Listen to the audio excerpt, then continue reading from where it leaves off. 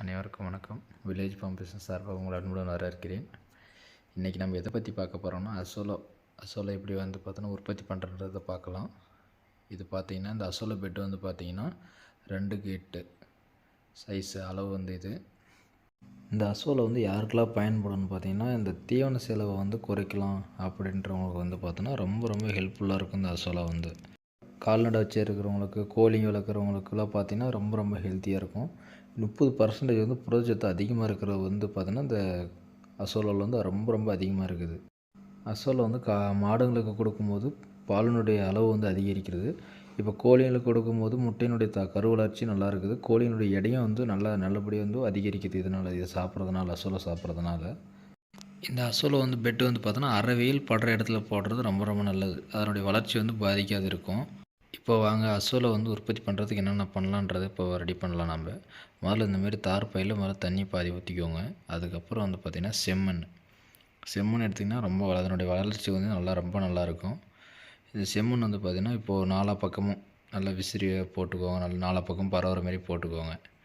ஏன்னா எல்லாம் நாலா பக்கமும் மண் இருந்தால் மட்டும்தான் பார்த்திங்கன்னா கொஞ்சம் நல்லா வளர்ச்சி நல்லாயிருக்கும். அதுக்கு வேறு மண் இப்போ யூஸ் பண்ணலாம். நம்ம வேறு மண்ணில் பார்த்தோன்னா செம்மண்ணில் இருக்கிற எனர்ஜி அதில் மற்ற மண்ணுங்களில் இருக்காது. அதனால் பார்த்தோன்னா செம்மண் பயன்படுத்த ரொம்ப நல்லது. இது வளர்ச்சி நல்லா அதிகரிக்கும்.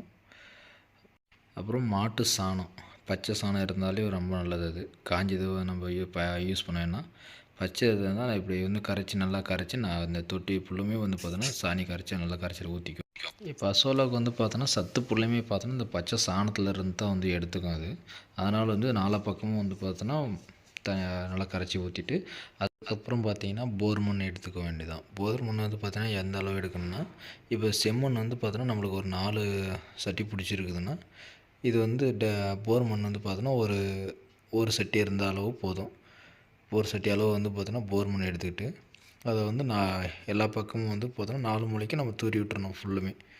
இப்போது அந்த அளவுக்கு போட்டுவிட்டோம்னா தான் நம்மளுக்கு பார்த்தோன்னா க்ரோத் இந்த அசோலோட க்ரோத் இன்னும் கொஞ்சம் வேகமாக இருக்கும். ஏன்னா இதில் இருக்கிற எனர்ஜி எடுத்து இன்னும் சீக்கிரம் வளர ஆரம்பிக்கும். அப்புறம் எல்லாம் போட்டுட்டு நல்லா கலக்கி விடணும். முதல்ல தண்ணியை ஃபுல்லுமே பார்த்தோன்னா நம்ம அசோலா போடுறதுக்கு முன்னாடி நல்லா கலக்கி உள்ளே இருக்கிற கோலம் எல்லாமே எடுத்துக்கினா தான் நல்லது. அப்படி கோலம் விடும்போது என்ன ஆகுன்னா, அப்படி அதிகமாக கோலம் இருக்கும்போது என்னென்னா கோலம் சருகெல்லாம் விழும்போது என்ன ஆகுதுன்னா அதனுடைய அந்த அசோலோட உறுப்பு அந்த வளர்ச்சி ரொம்ப பாதிக்க ஆரம்பிச்சிடும். அதனால் உள்ளே இருக்கிற கொஞ்சம் கோலத்தெல்லாம் க்ளீன் பண்ணிவிட்டு அதுக்கப்புறம் நம்ம அசோலா தூரி விட்டுட்டால் போதுமானது.